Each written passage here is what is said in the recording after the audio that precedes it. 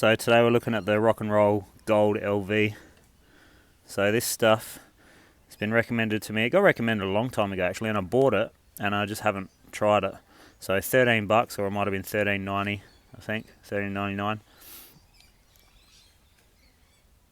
4 ounce, 117 mil. So similar size to your squirt bottle there. Now, how does it perform?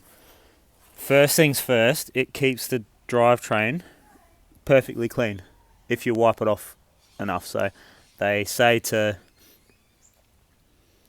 apply it in a stream instead of just dripping it on roller by roller by roller. They say stream it on. So put a fair bit on and then wipe a fair bit off. So the problem with that is you're going to run out of lube pretty quickly if you're streaming it on like that excessively. So still be conservative when you're applying it, but make sure you obviously cover everything.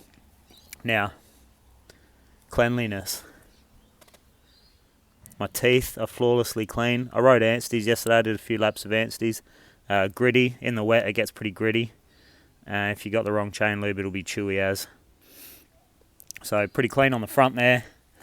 The cassette itself is super clean, except for obviously you can see, just little bits of residue and whatever, but not too bad.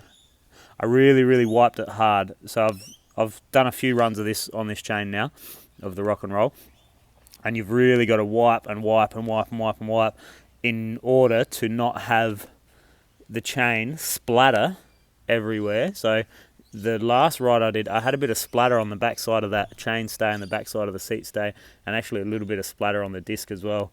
I did wipe it well, but it could have been better, could have been more. So effectively wiping it off is super important if you're running this lube. Wipe and wipe and wipe and wipe and wipe. They say you can't wipe too much, and yeah, you definitely want to wipe in order for it to not spray everywhere. The downside to that is, before we get to the downside, look at the jockey wheels. So they're super clean. There's a little bit of gunk built up on there, very little compared to some lubes. Even compared to squirt, you get more gunk built up on that and gunk built up on your front chainring.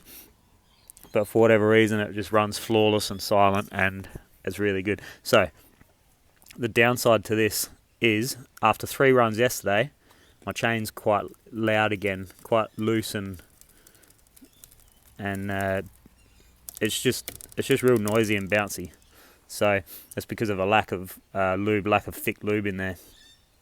So it's loud, bouncy, but it's not loud turning. So pedaling, it's not loud. Pedaling, it's still adequately lubricated, I guess. But it's you're starting to feel it a little bit through your feet. You're starting to feel that the chain lube's not quite adequate. Hang on, mate. And it's just not. I don't think it holds up when you're riding rough trails. So like I said, 3 runs yesterday. Squirt, I'll get 3 visits, easily 3 or 4 visits, and the chain's usually fairly. It's always silent, but it's usually fairly silent, slapping wise as well. So it's just a little bit of a thicker, more damped lube. But if you're riding, commuting, roadie, softer kind of mountain biking where you're not really charging through rough stuff, this stuff would be really good. So minimal friction. If it stayed on the chain better, I'd be into it, but unfortunately it just doesn't hold up, so it doesn't stay on. I love how clean it is, and I love how it feels at first, but once it starts to wear off, the chain's just too slappy, too loose. So I'm going to go back to squirt until I find something else. So squirt, everything is good about it. Eco-friendly, lasts ages, keeps your chain quiet, but it just leaves a little bit of residue on your jockey wheels and your front chainring. So yeah, Rock and Roll, it's almost full positive marks, but it just doesn't last long enough.